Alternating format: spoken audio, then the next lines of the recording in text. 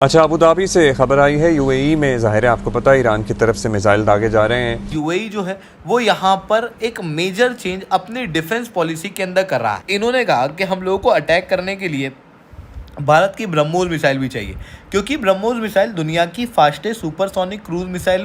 उस बेस के ऊपर 4 surface to surface BrahMos missile आए।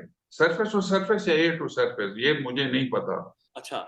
और जैसे ही पहला आया वो जूम करके ऊपर से दूसरा आया, फिर तीसरा आया, फिर चौथा आया, जो कि अनफॉर्चुनेटली बुलारी में डायरेक्टली आके एक हैंगर पे लगा जहां पे कि एक हमारा एवैक्स खड़ा था। UAE is the worst hit of all of them, although सारों को ही पड़ रही है वैसे तो। इसीलिए ये भारत के आकाश एयर डिफेंस सिस्टम को खरीदने में काफी ज्यादा इंटरेस्टेड है। India again launched missile attacks, BrahMos, and hit Pakistan's various provinces, including airport in Rawalpindi and other places. Pakistan का रीसेंट क्लेम ये है कि भारत जो है एक ऐसा इंटरकॉन्टिनेंटल बैलिस्टिक मिसाइल डेवलप कर रहा है जिसकी रेंज जो है वो 12,000 किलोमीटर से भी ज्यादा हो सकती है। मेरा सवाल ये है कि ये जो जॉइंट जो ब्रह्मोस है ये बेसिकली एक टेम्पलेट के तौर पे इंडिया यूज करेगा।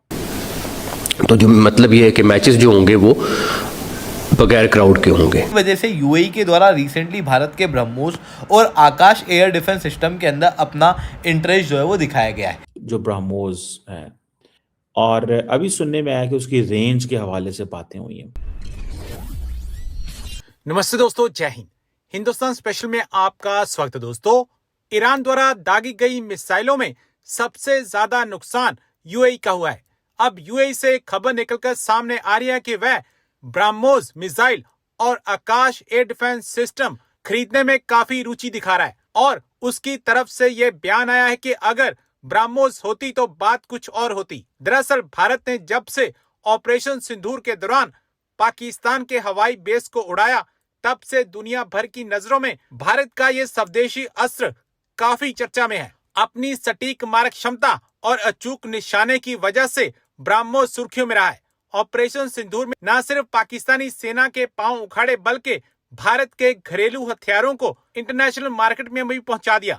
ब्रह्मोस सुपरसोनिक क्रूज मिसाइल की संभावित खरीद को लेकर बातचीत पहले से ही चल रही थी, और अब यूएई भारत की ब्रह्मोस में काफी रुचि दिखा रहा है। ब्रह्मोस भारत और रूस का संयुक्त प्रोजेक्ट है, जिसे दुनिया की सबसे तेज सुपरसोनिक क्रूज मिसाइलों में गिना जाता है। लेकिन मेरा सवाल आज का ये नहीं है, this is not what I want, that's not what I want to talk.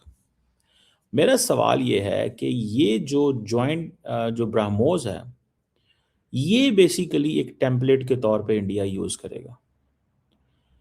BrahMos कहा जाता है कि एक successful India Russia defence venture था और है, जिसमें रशिया जो है वो प्रोपल्शन सिस्टम लेके आया, रैमजेट इंजन लेके आया, कोर मिसाइल टेक्नोलॉजी लेके आया।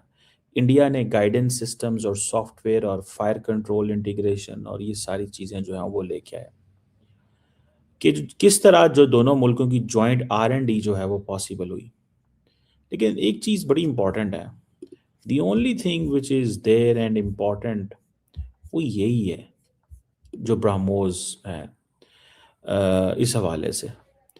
और अभी सुनने में आया कि उसकी रेंज के हवाले से बातें हुई हैं।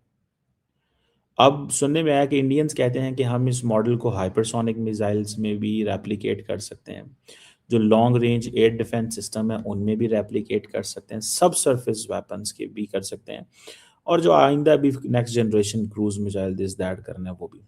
क्या है इंडिया के पास जो अग्नि 5 और अग्नि 6 हैं, जिसको 7,000 से 8,000 तक की जो स्ट्राइक कैपेबिलिटी है किलोमीटर्स की, और सॉरी ये अग्नि 5 की बात करें और अग्नि 6 की बात करें, तो इस तरह के जो सिस्टम्स हैं उस पर भारत अभी काम चला रहा है। जो जो कॉन्टिनेंटल है वो रेंज है जो कि 10,000 किलोमीटर से ज्यादा है। ये हम जो रिपोर्ट्स हैं, जो सोर्सेस हैं इंफॉर्मेशन, उनके हवाले से हम बात कर रहे हैं, लेकिन बात सिर्फ टेक्नोलॉजी की नहीं है, ये पावर प्रोजेक्शन की बात हो रही है। तो इसको थोड़ा सा हम विस्तार से समझेंगे कि आखिर जो पाकिस्तान क्लेम कर रहा है उसमें कितनी सच्चाई है, और इस सब के बाद जो एक रीजनल रेस जो है ग्लोबल होती जा रही है मिसाइल्स की, इससे क्या कुछ फर्क पड़ रहा है। उमेश जी बहुत स्वागत, जय हिंद, नमस्कार। जय सिया राम अंबर जी। जय सिया राम। उमेश जी, क्या इंडिया का जो 12,000 किलोमीटर मिसाइल प्रोग्राम है ये सच है, या पाकिस्तान जो है वो स्ट्रेटेजिक प्रेशर बिल्ड करने का एक नैरेटिव बना रहा है, क्योंकि तुलसी गाबार्ड ने कहा कि पाकिस्तान हमारे लिए खतरा है, तो वो रुख मोड़कर भारत की तरफ कर देना चाहता है? देखिए, ऑपरेशन सिंदूर में पाकिस्तान की जो वेपनरी थी 81% चाइनीज थी। तुलसी गबार्ड ने पाकिस्तान और चाइना का नाम लिया है। उन्होंने बोला है कि दोनों इंटर कॉन्टिनेंटल बैलिस्टिक मिसाइल बना रहे हैं, जिससे फ्यूचर में अमेरिकन होमलैंड को हिट कर सकता है। भारत के पास अभी जो अग्नि 5 है उसकी रेंज अराउंड 5000 टू 7500 किलोमीटर्स है, और भारत अग्नि 6 के ऊपर भी काम कर रहा है, जिसको हम प्रोजेक्ट सूर्या के नाम से जानते हैं, और उसकी जो स्पीड, उसकी जो रेंज है इट इज अराउंड 12,000 किलोमीटर्स। ये अनऑफिशियली जो मिलिट्री सर्कल्स में जो चैटर बॉक्स में चल रहा है, भारत ने ऑफिशियली डिक्लेयर नहीं किया है। सबसे बड़ी बात है कि इसमें बताया जा रहा है कि अग्नि 6 के अंदर multiple independent targeted re entry vehicle वाला मैकेनिज्म है, एडवांस प्रोपल्शन सिस्टम्स है। अब ये MIRV टेक्नोलॉजी क्या है, मतलब आप समझ लीजिए एक ही लॉन्च के अंदर मल्टीपल वॉरहेड्स रहेंगे।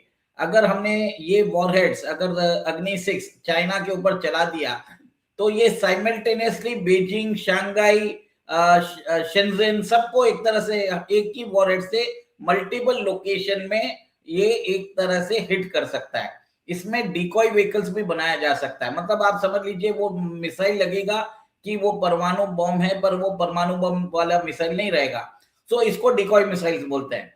तो ये कैपेबिलिटी इंडिया ने ऑलरेडी अग्नि 5 में डेवलप कर ली है, और अग्नि 6 के अंदर भी हम डेवलप कर रहे हैं, पर हमने ऑफिशियली टेस्टिंग नहीं की है। पर बताया जाता है कि भारत के पास ऐसी मिसाइल्स है जो 12,000 किलोमीटर नहीं, we have developed missiles which is more than 16,000 kilometre तक का हमने डेवलप करके रख दी है। हर चीज जो है डिक्लेरेशन की नहीं जाती है, ये बात मैं बताना चाहता हूँ। सेकेंड, सबसे बड़ी बात है कि तुलसी गबार्ड ने अभी नेम किया है कि पाकिस्तान की जो long range continental ballistic missiles है वो कभी भी अमेरिका को हिट कर सकती है। उन्होंने स्पेसिफिकली बोला कि पाकिस्तान के पास न्यूक्लियर वेपन्स है, और उस न्यूक्लियर वेपन्स के साथ वो डिलीवरी सिस्टम भी बना रहा है, और ये डिलीवरी सिस्टम्स जो है वो अमेरिका के लिए खतरा हो सकता है। देखिए, पाकिस्तान के न्यूक्लियर वेपन्स के ऊपर बहुत लोगों का एक तरह से नजर है। ईरान भी पाकिस्तान से न्यूक्लियर वेपन्स लेने की कोशिश कर रहा है, टर्की लेने की कोशिश कर रहा है, सऊदी अरेबिया लेने की कोशिश कर रहा है, और पाकिस्तान की जो माली हालत है वो बहुत खराब है। अभी टर्की ने भी उनके साथ strategic defence mutual agreement sign किया था। आप ये देखिए कि कभी भी इसको इन्वोक किया जा सकता है, और उसके बाद पाकिस्तान युद्ध के अंदर जा सकता है,